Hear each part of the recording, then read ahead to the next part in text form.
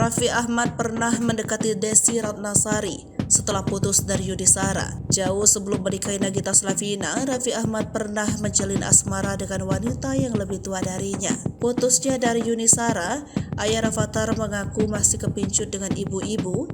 Ia lantas mendekati Desy Ratnasari. Raffi pun mengungkapkan mengapa ia berpisah dengan Yuni Shara.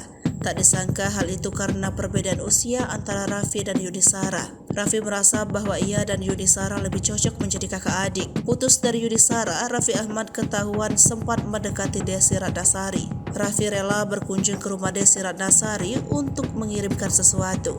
Salim, sopir Raffi Ahmad, mengaku mengetahui aksi Raffi Ahmad mendekati Desy Ratnasari.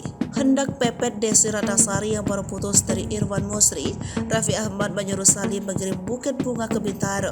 Sayangnya saat mengirim bunga, Desy Ratnasari sedang tak ada di rumah.